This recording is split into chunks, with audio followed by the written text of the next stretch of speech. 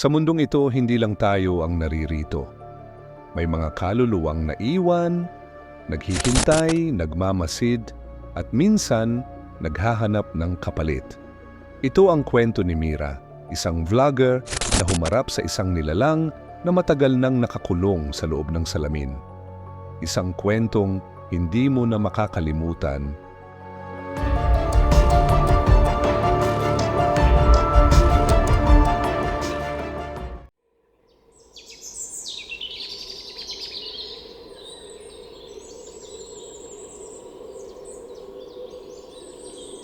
May mga multong hindi naghahanap ng hustisya, kundi kapalit. Ako si Mira, 20 anyos. Mahilig akong mag-vlog tungkol sa mga abandoned places, lalo na ang mga may kwentong kababalaghan.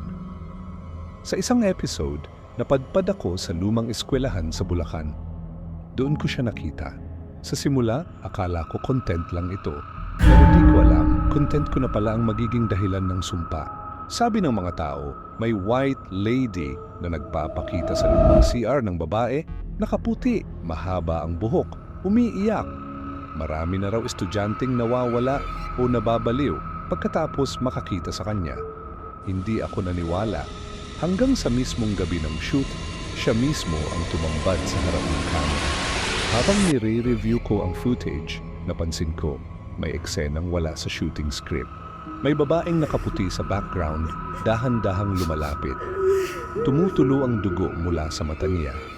Kinabukasan, nagsimula akong makakita ng mga kakaiba. May aninong nakatayo sa salamin. May boses na tumatawag ng pangalan ko kahit mag-isa ako sa kwarto. At bawat gabi, lumalapit siya. Palapit, palapit. Isang gabi, nagising akong may malamig na kamay sa leeg ko. Bukas ko ng mata, siya yun. Puting-puti ang suot, itim na itim ang mata. Sabi niya, "Binalikan mo ako. Ngayon ako naman ang sasama sa'yo." Nag-blackout ang lahat. Pagdilat ko, nasa ospital na ako. Ayon sa doktor, nawalan daw ako ng malay ng 2 araw. Pero alam ko, hindi lang yun basta pagod. Isang piraso ng kaluluwa ko kinuha niya. Itinigil ko na ang pagba-vlog. Bawat video ko na may white lady, tinanggal ko. Pero tuwing titingin ako sa salamin, minsan may nakatingin sa likod ko, nakaputi, walang mukha. Hindi lahat ng kwento ay may masayang wakas at hindi lahat ng nilalang ay nagpapakita para humingi ng tulong. Minsan gusto ka lang nilang isama. Kung nagustuhan mo ang kwentong ito, huwag kalimutang i-like, mag-subscribe sa channel at i-click ang notification bell para sa mas marami pang kwentong kilabot. Hanggang sa muli, manatiling ligtas, lalo na kung may kumakatok sa pinto sa 10 oras ng gabi.